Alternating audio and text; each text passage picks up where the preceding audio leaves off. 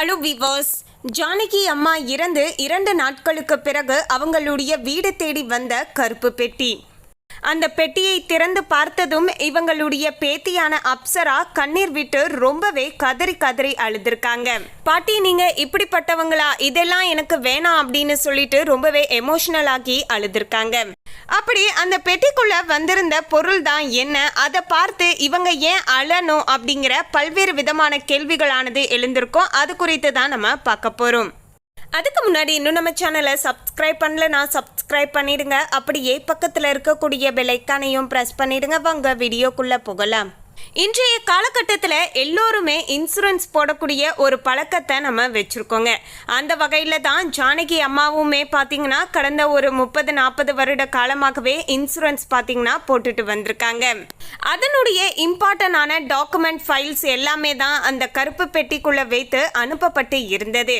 அந்த டாக்குமெண்ட்டை படித்து பார்த்து தான் இவங்களுடைய பேத்தி ரொம்பவே எமோஷ்னல் ஆகி இருந்திருக்காங்க. அதாவது ஜானகி அம்மாவுக்கு கடந்த 30 வருடத்திற்கு முன்பாகவே கணவர் இறந்துட்டாங்க. இவங்களுக்கு ஒரே மகன் தான். அவங்களுமே பார்த்தீங்கன்னா முரளி கிருஷ்ணா, இவங்களுமே கடந்த 5 மாதத்திற்கு முன்பாக உயிரிழந்துட்டாங்க. இவங்களுக்கு பார்த்தீங்கன்னா ஒரு பேத்தி இருக்காங்க. அந்த பேத்திக்கு தான் பார்த்தீங்கன்னா பல முக்கியமான ஷேர்ஸை எழுதி வச்சிருக்காங்க. இவங்க பாடல் பாடி சம்பாதித்த பணத்தை பார்த்தீங்கன்னா நிறைய இன்சூரன்ஸ் கிளைம் பண்ணி வச்சுருக்காங்க. அப்படி தான் பார்த்தீங்கன்னா ஒவ்வொரு முறையுமே கொஞ்சம் கொஞ்சமாக பணத்தை இன்சூரன்ஸ் பண்ணியிருக்காங்க. அப்படி பண்ணதில் கிட்டத்தட்ட 20 கோடி சேரும் அப்படின்னு சொல்கிறாங்க. இந்த 20 கோடியில் பார்த்தீங்கன்னா 50% தன்னுடைய பேத்திக்கு சேரணும் அப்படின்னு அதில் எழுதி வச்சுருந்துருக்காங்க. நாமினியாக பார்த்தீங்கன்னா பேத்தியை போட்டிருக்காங்க. அதே போல் பார்த்தீங்கன்னா ஒரு 25% வந்து தன்னுடைய மருமகளுக்கு போகணும் அப்படின்னு சொல்லிட்டு ஒரு 20% பார்த்தீங்கன்னா அவங்கள சுற்றி இருக்கக்கூடிய நெருங்கிய உறவினர்களுக்கு கொடுக்கணும் அப்படிங்கிற மாதிரியும் சொல்லியிருக்காங்க.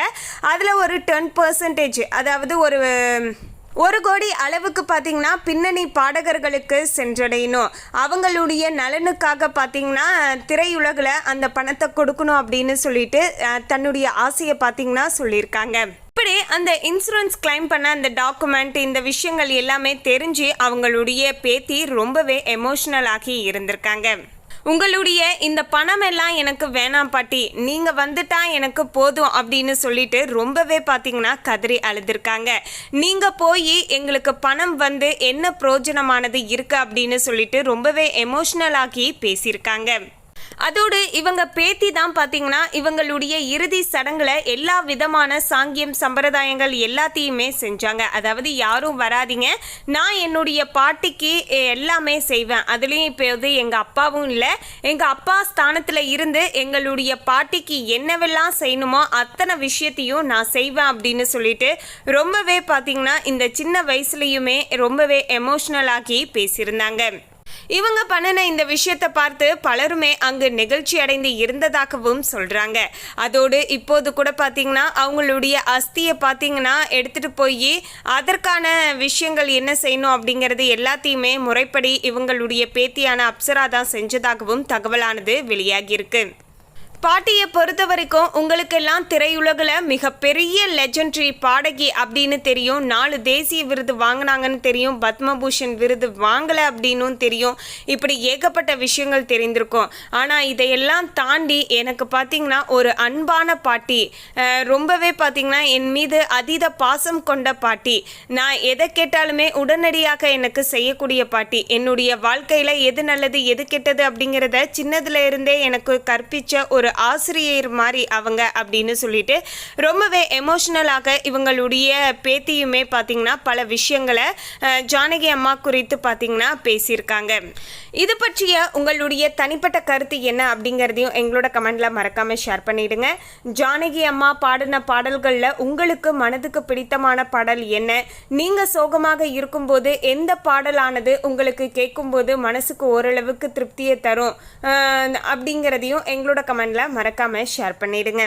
பாடகி எஸ் ஜானகி மைசூர் டவுன் சரஸ்வதிபுரம் அருகே இருக்கக்கூடிய போகாதி பகுதியில் அமைந்துள்ள மாதா அமிர்தானந்தமயி ஆசிரமத்தின் பின்புறம் உள்ள வீட்டில் வசித்து வந்திருக்காங்க. இந்த நிலையில தான் கடந்த 11ஆம் தேதி இரவு உடல்நலக் குறைவால தனியார் மருத்துவமனையில் அனுமதிக்கப்பட்டார். அங்கு மாரடைப்பு ஏற்பட்டு உயிரிழந்திருந்தாங்க. அவரது உடலுக்கு பொதுமக்கள், திரைப்பட பிரபலங்கள், நடிகர், நடிகைகள், பின்னணி பாடகர்கள், பாடகிகள் நேரில் வந்து கண்ணீர் அஞ்சலியுமே செலுத்தியிருப்பாங்க. அதை எல்லாத்தையுமே நம்ம பார்த்துருந்தோங்க. எஸ் ஜானகியுடைய மறைவுக்கு பிரதமர் மோடி, ஜனாதிபதி திரௌபதி முர்மு முதல் மந்திரி டி.கே. சிவகுமார் மற்றும் அரசியல் கட்சி தலைவர்கள், பிரமுகர்கள் உட்பட பலர் இரங்கல் தெரிவித்து வந்தார்கள்.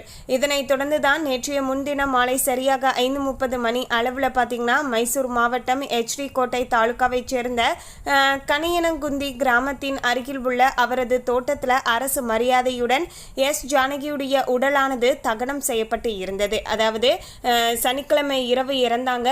அடுத்த நாளான ஞாயிற்றுக்கிழமை பார்த்தீங்கன்னா அவங்களுக்கு அரசு மரியாதையுடன் நல்லடக்கமானது செய்யப்பட்டு இருந்தது. இதனைத் தொடர்ந்து பார்த்தீங்கன்னா நேற்று காலை எஸ் ஜானகியுடைய அஸ்தியானது ஒரு பானையில் சேகரிக்கப்பட்டு மண்டியா மாவட்டம் ஸ்ரீரங்கப்பட்டணா பச்சுமா வாகினி என்ற இடத்திற்கு எடுத்து செல்லப்பட்டு இருந்தது. அங்கு புரோகிதர்கள் மூலமாக வேத மந்திரங்களானது ஓதப்பட்டது. பாடகி எஸ் ஜானகியுடைய அஸ்திக்கு சிறப்பு பூஜைகள் செய்யப்பட்டு காவிரி ஆற்றில் அஸ்தியானது முறைப்படி கரைக்கப்பட்டதாகவும் தகவலானது வெளியாகி இருந்தது. இந்த விஷயங்களை கூட பார்த்தீங்கன்னா இவங்களுடைய பேத்தி தான் பார்த்தீங்கன்னா செஞ்சிருந்ததாகவும் தகவலானது வெளியாகி இருந்தது.